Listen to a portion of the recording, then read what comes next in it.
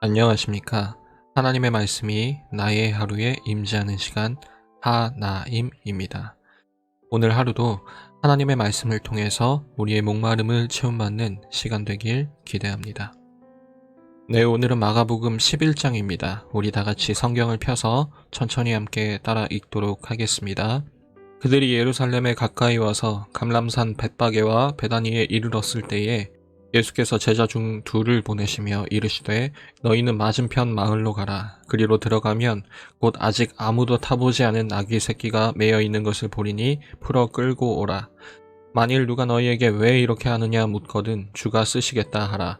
그리하면 즉시 이리로 보내리라 하시니 제자들이 가서 본즉 나귀 새끼가 문 앞 거리에 매여 있는지라. 그것을 푸니 거기 서 있는 사람 중 어떤 이들이 이르되 나귀 새끼를 풀어 무엇 하려느냐 하매 제자들이 예수께서 이르신 대로 말한데 이에 허락하는지라.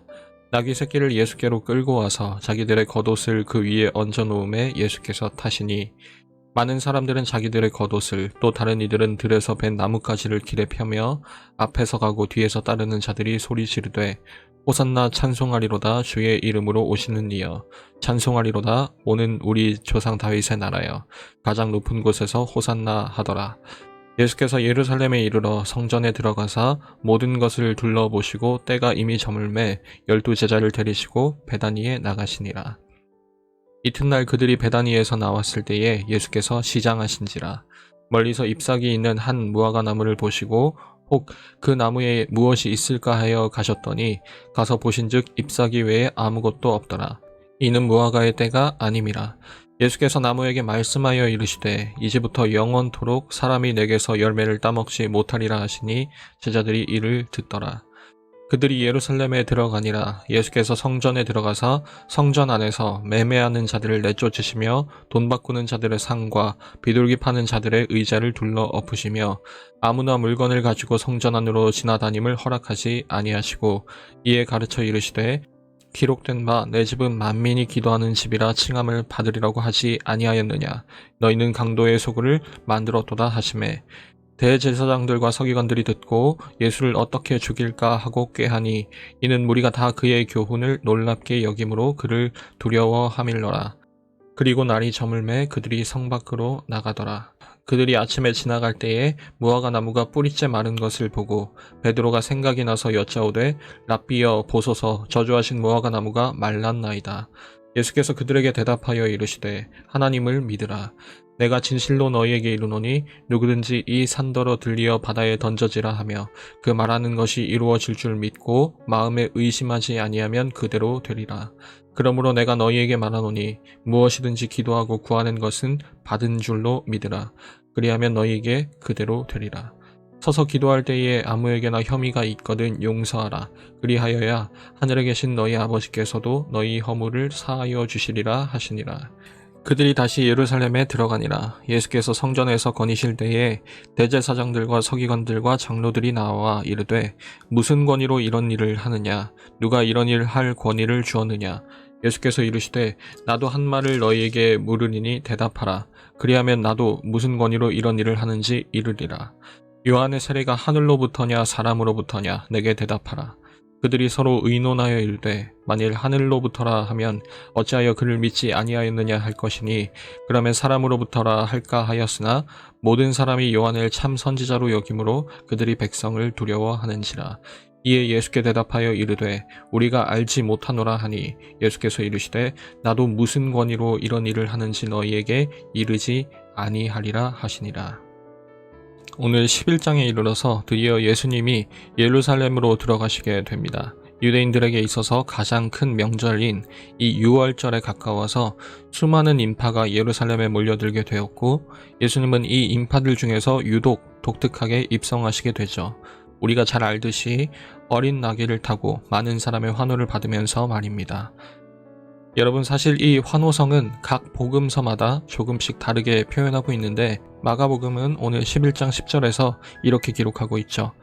찬송하리로다 오는 우리 조상 다윗의 나라여 가장 높은 곳에서 호산나 하더라 라고 말입니다. 여기서도 우리는 마가복음 특유의 찝찝함을 느낄 수가 있습니다. 열렬히 환호하는 모습을 우리는 멀찌감치서 이렇게 내다보면서 아, 저게 아닌데 하는 불편한 감정을 느낄 수 있을 겁니다. 그리고 이 정체 모를 불쾌감은 바로 다음 이야기에서 구체화되기 시작합니다. 무화과 나무를 저주하신 사건입니다. 예수님께서 배가 고프시던 차에 마침 저기 멀리 무화과 나무에 잎이 무성한 것을 보셨죠. 그런데 가까이 가보니까 거기엔 잎만 덩그러니 있을 뿐 열매는 아무것도 없었던 것입니다. 사실 무화과가 열매를 맺으려면 시기적으로 아직 이른 때이긴 했었습니다. 아직 열매가 익을 때가 아니었던 거죠. 그런데 유독 잎이 그 무성한 무화과 나무를 보고 감히 누가 기대하지 않을 수 있을까요? 안 그래도 굶주린 상황이었는데 그 상황에 잎이 무성한 무화과 나무라니요. 오히려 희망을 가지지 않는 것이 더 이상한 일일 것입니다. 그리고 이 무화과 나무가 저주받는 이야기 한가운데에 성전 정화 사건이 등장하게 됩니다.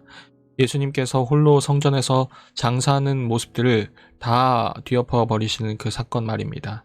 그리고 그 내용은 무화과 나무 사건과 동일한 맥락으로 우리에게 읽혀지게 됩니다. 겉만 그럴듯해 보였을 뿐 열매가 없었다는 그 사실 말입니다. 오늘 이야기를 이미지화해서 머릿속에 좀 그려보면 좋을 것 같습니다. 섣부른 기대감이라는 틀 안에서 벌어지는 오늘 11장의 내용. 수많은 사람들의 기대를 대변하는 표현인 오는 우리 조상 다윗의 나라. 모두가 예수님의 이름을 연호하기 시작합니다. 구원의 때가 왔다면서 말이죠. 그런데 정작 성전을 회복하실 때에는, 예수님께서 성전을 정화하실 때는 어떻습니까? 예수님은 홀로 계십니다. 혼자서 그 일을 하시는 거죠. 마치 잎이 무성한 무화과 나무를 보고 섣부른 기대를 품고 거기에 한 번쯤 모여들었을 거라 기대되는 배고픈 사람들을 연상케 합니다. 물론 이 무화과 나무는 1차적으로는 겉만 번지르르했던 잘못된 성전을 상징하는 것이겠지만 그와 더불어서 현재 잔뜩 굶주려서 그 헛된 것에 섣부른 기대감으로 무수한 사람들이 모여든 그 비극적인 상황을 그리고 있는 것도 같습니다. 그리고 이 섣부른 기대감은 무성했던 무화과 나무에 비해 그다지 화려하지 않는 겸손한 모습으로 하나님의 일을 이루신 그분의 아들 예수님의 십자가에 대해서는 오히려 지독한 거부감을 안겨다 주었습니다. 제때 제 열매를 맺었음에도 말입니다. 그때도 예수님은 홀로 계셨었죠. 우리는 그 사실을 너무나도 잘 알고 있습니다. 여러분, 한 신학자는 오늘 11장부터의 마가복음 이야기를 이렇게 정리합니다. 이제부터 어떤 치유하는 기적도 예루살렘에 있는 동안 일어나지 않는다. 왜냐하면 이런 기적에 필요한 믿음이 이제 예수를 둘러싼 사람들에게는 없기 때문이다. 섣부른 기대감으로 점철된 오늘 11장의 이야기들, 그리고 이 이야기들 가운데서 예수님은 그분의 제자들에게 이렇게 말씀하십니다. 하나님을 믿으라. 배고프고 잔뜩 굶주린 탓에 분별력 없이 내가 원하는 것에 혈안이 되어서 섣부르게 기대하고 또 실망하기보다는 제때 제 열매를 맺게 될 하나님의 일을 기대하라는 명령일 것입니다. 그러므로 오늘 22절부터 24절까지의 말씀을 이렇게 읽어보았으면 좋겠습니다. 하나님이 하실 일에 대한 믿음과 기도로 말이죠. 제가 천천히 한번 읽어보겠습니다. 예수께서 그들에게 대답하여 이르시되 하나님을 믿으라. 내가 진실로 너희에게 이르노니 누구든지 이 산더러 들리어 바다에 던져지라 하며 그 말하는 것이 이루어질 줄 믿고 마음에 의심하지 아니하면 그대로 되리라. 그러므로 내가 너희에게 말하노니 무엇이든지 기도하고 구하는 것은 받은 줄로 믿으라. 그리하면 너희에게 그대로 되리라. 여러분, 아직 이루어지지 않았으나 이루어지게 될 하나님의 일, 그 신실함에 대한 신뢰와 염려 없음을 예수님께서는 하나님을 믿는 것이라 말씀하셨습니다. 또 그 하나님께서 가장 완벽한 타이밍에 가장 완벽하게 열매 맺게 하실 것을 믿고 기다리는 자세와 태도를 예수님께서는 기도라고 말씀하십니다.